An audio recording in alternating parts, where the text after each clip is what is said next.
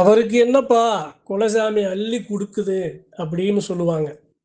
தெய்வத்தை சுமந்து தெய்வத்தின் மேல் பேரன்பு கொண்டு நேசிக்கிற பெருமக்க ஒரு வளர்ச்சி, ஒரு செழிப்பு கிடைச்சிருச்சு அப்படின்னா அவங்க இந்த சொல்லுக்கு ஆளாக்கப்படுவாங்க. சாமி போயிருச்சப்பா, சாமி வீட்டில் இருக்கு, சாமி காத்து கொடுக்குது, அள்ளி கொடுக்குது, அவருக்கு என்னப்பா அப்படின்னு சொல்லுவாங்க. உழைச்ச உழைப்பு, வாங்கிய கடன், கௌரவமான வாழ்க்கை வாழணும் அப்படின்னு தான் படுற வலிகளை வேதனைகளை மறந்து ஒரு சில முன்னேற்றமான ஒரு சில செயல், ஏதோ ஒரு வீடு கட்டுவதோ அல்லது ஏதாவது ஒரு பண உதவி செய்வதோ அல்லது வேற ஏதாவது தனக்கு தேவையானதை நிறைவேற்றும் போது ஊரால் உறவுகளால் இந்த சொல் நம்மை சுடும். அதான் அவருக்கு என்னப்பா சாமி அள்ளி கொடுக்குது. அது உண்மையா? சாமி அள்ளி கொடுக்குமா? அது உண்மையே இல்லாட்டினாலும் அதை மகிழ்ச்சியா ஏத்துக்கணும். அவருக்கு என்னப்பா சாமி அள்ளி கொடுக்குதுன்னா அது உண்மை, சத்தியம்.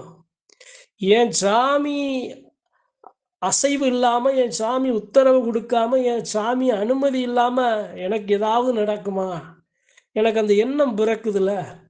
கஷ்டப்பட்டாலும் பரவாயில்ல, கடன் வாங்கியாவது நம்ம முன்னேறணும், கௌரவமான வாழ்க்கை வாழணும் அப்படிங்கிற எண்ணத்தை கொடுக்கறதே அந்த சாமி தாங்க. அதனால அந்த சொல்றாங்கன்னு யாரும் கஷ்டப்படாதீங்க. அறிவோம் நண்பர்கள்லாம் கஷ்டப்படாதீங்க.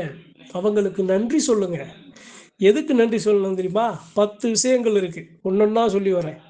அது மாதிரி சொல்றவங்களுக்கு நாம எதுக்கு நன்றி சொல்லணும் அப்படின்னா, முதல்ல என் சாமி இருக்குன்னு ஒத்துக்கிறீல. என் சாமி இருக்குன்னு ஒத்துக்கிறதுனால தானே அவருக்கு என்னப்பா சாமி அள்ளி கொடுக்குது. அப்ப ஓவாயாலேயே வந்துருச்சு. குலதெய்வ எல்லையில நம்மளை காக்கிற சாமி இருக்கு, அள்ளி கொடுக்குது, தெய்வம் பேசுது, தெய்வம் நல்ல மக்களுக்கு நல்லது செய்யுது அப்படின்னா அந்த சாமி இருக்குங்கிறத எல்லா மக்களும் ஒத்துக்கிட்டீங்க. ரொம்ப ரொம்ப சந்தோஷம். என் சாமி பேசுதப்பா, என் சாமி இருக்கப்பா. ஒன்று. ரெண்டாவது என்ன அப்படின்னா, அவருக்கு என்னப்பா சாமி அள்ளி கொடுக்குது அப்படின்னு சொன்னா கஷ்டப்படக்கூடாது, கலங்கப்படக்கூடாது. அவங்க அந்த வார்த்தை பலிதமாகட்டும். நீ சொன்ன வார்த்தை பலிதமாகட்டும் அப்பா. என் சாமி இன்னும் அள்ளி கொடுக்கட்டும். நான் கடை வாங்கியிருக்கேன். என் சாமி அள்ளி கொடுத்தா தானேப்பா நான் கடனெல்லாம் அடைக்க முடியும். என் சாமி எனக்கு அள்ளி கொடுத்தா தானே என் பிள்ளைகளுக்கு நல்ல ஒரு படிப்பை, நல்ல ஒரு வாழ்க்கையை, நல்ல ஒரு திருமணத்தை, நல்ல ஒரு வீடை ஏதோ ஒன்றை கட்டித்தர முடியும். என் சாமி அள்ளி கொடுக்கட்டும், என் சாமி அள்ளி கொடுக்கட்டும், வாக்கு பழிக்கட்டும் அப்படின்னு அவங்களுக்கு நன்றி சொல்லணும்.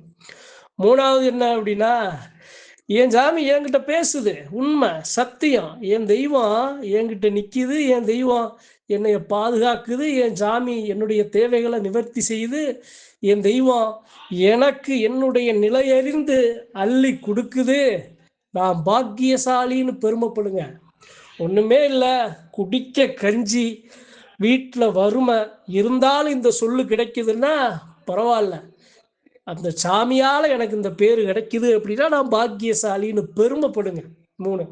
நான்காவது, அவருக்கு என்னப்பா சாமி அள்ளி கொடுக்குதுன்னு ஏன் சொல்கிறாங்க அப்படின்னா, அவங்க அந்த அளவு கஷ்டங்களையும் கருமாயங்களையும் சந்திக்கிறாங்க அப்படிங்கிறத சொல்லாமல் உங்கள்கிட்ட சொல்கிறாங்க.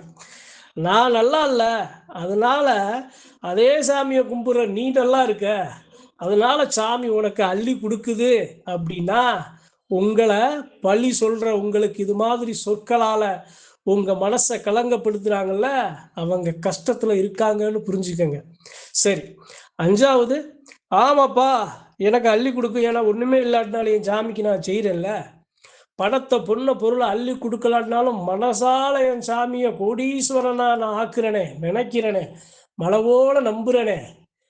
ஏன் அப்போ அந்த விஷயம் எதுவுமே இல்லாட்டினாலும் என் சாமிக்கு செய்கிற அந்த ஒரு நிலை எனக்கு கிடைச்சிருக்குல்ல, நன்றி அப்படின்னு அந்த தெய்வத்துக்கு உங்களால் முடிஞ்சதை செய்யுங்க, முடிஞ்சதை செய்யுங்க. சரி.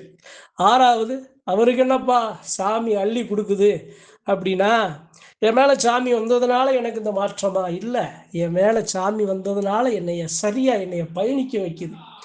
ஏன்டா உழைச்ச காசை ஏன்டா விரயம் பண்ணுற? இந்தாப்பா இதை செய்யப்பா, இதில் முதலீடு செய்யப்பான்னு என் சாமி எனக்கு வழி நடத்துது. கடனை வாங்கப்பா, உடல் ஆரோக்கியத்தை உனக்கு நான் கொடுக்குறேன். கடனை கட்டுறா அப்படிங்கிற தெம்ப சாமி நமக்கு கொடுக்குதுன்னு எடுத்துக்கணும். சரி. 7வது என்ன அப்படின்னா, இந்த சொல்லு நமக்கு ஒரு திஷ்டி ஆகும். ஒரு பார்வை திஷ்டியா விழுகும். அதனால நமக்கு ஒரு சில குறைபாடுகள் வரும் அப்படின்னு நீங்க நினைச்சீங்க அப்படின்னா, இது மாதிரியான சொல் உங்களை மேன்மைப்படுத்தத்தான் செய்யும். உங்கள வலிமைப்படுத்தத்தான் செய்யும்.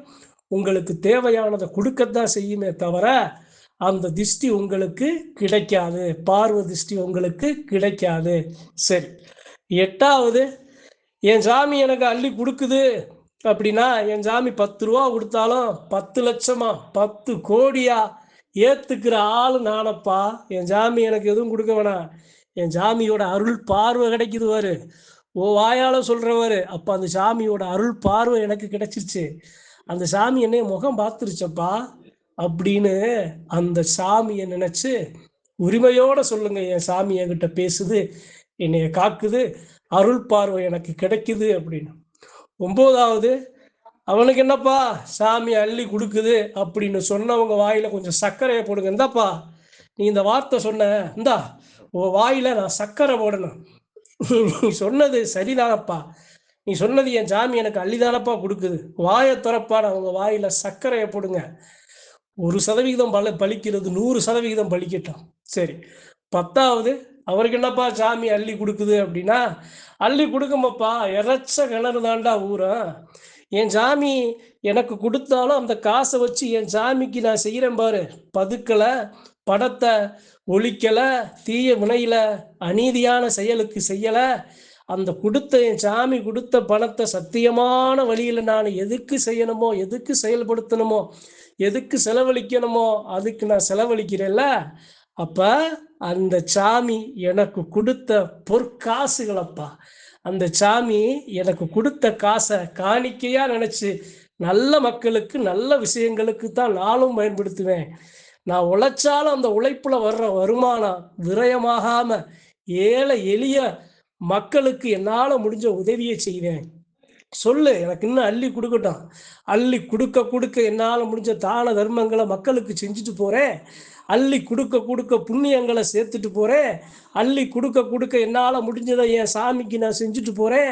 அள்ளி கொடுக்க கொடுக்க என் எல்லைக்கு வர்ற மக்களுக்கு ஒரு பாதுகாப்பு ஏதாவது ஒரு வசதியை செஞ்சுட்டு போகிறேன்.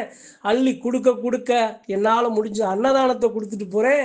அள்ளி கொடுக்க கொடுக்க என் பிள்ளைகளுக்கு நல்ல கல்வியை கொடுத்துட்டு போகிறேன். அள்ளி கொடுக்க கொடுக்க என் குடும்பத்தில் இருக்க எல்லாருடைய உடலை ஆரோக்கியமாக பார்த்துட்டு போகிறேன்.